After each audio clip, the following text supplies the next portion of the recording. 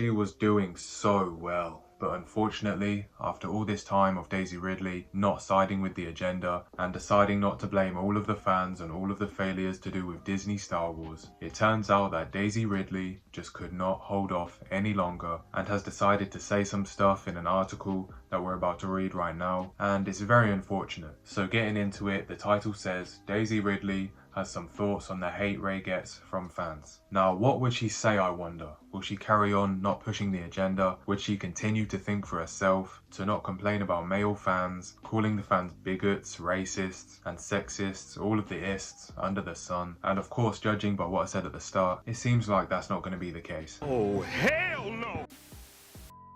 So here it says, during an interview with Premiere, Ridley was asked if she felt the violent reaction to Rey, and then Daisy says, no, I know that some people have expressed themselves negatively, but I don't pay attention to it because it doesn't really concern me. I can't change the way some men see women. Jeez, honestly, it's just brain melting. Why did she come out and say this? Her film is literally in production, and for some reason, with the consistent Disney logic, they decide to come out at the worst times and fold under the pressure of the higher-ups at Disney. And yes, of course, I'm speaking about the one and only Kathleen Kennedy, the woman who should have been up and out of there years ago. It's just so unfortunate that Daisy Ridley, especially at this time, decides to fold and turn all the fans against her, basically ruining the success of her movie, even though there wasn't really going to be any success because no one likes the character. Everyone hates the sequels, at least most people. And so for Disney, years and years down the line, to go forward with the idea of continuing the sequel storyline,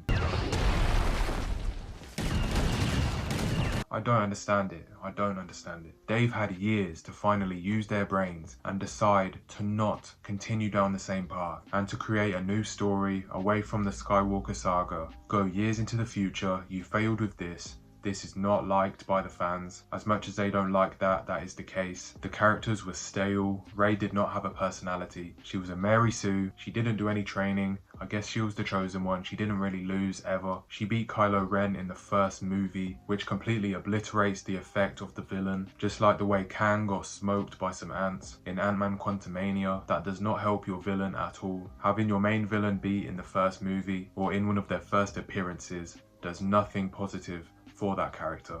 You're goddamn right. So that whole situation in itself is such a huge L, another huge L for Disney, and Daisy Ridley came out and made it worse.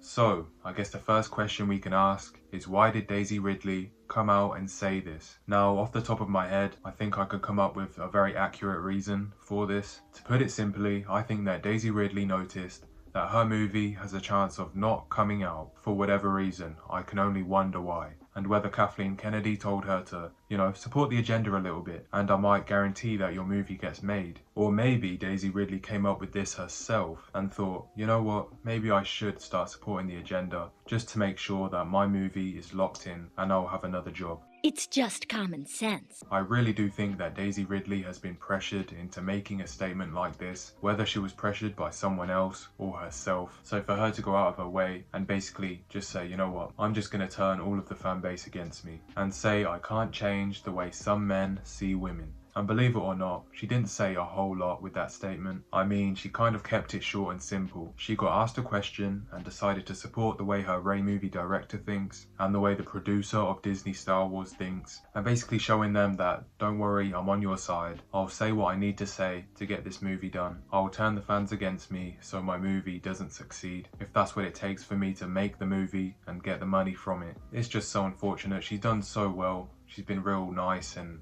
reasonable about all the answers she's given. She never folded to the agenda in the past, but unfortunately now she's kind of made herself unlikable and doomed her own movie even more. I don't know why we didn't see this coming. This is just the token mindset for Disney. Do the worst thing at the worst time and expect it to succeed. There's not much to say about it, guys. If you've got anything to say down below to add to this, then please do, because this is just ridiculous. It is impossible for Star Wars to get better under Disney. They are dead set on being the worst and most unlikable company and franchise in the world, and all we can do is sit back and watch them burn this amazing franchise to the ground even more.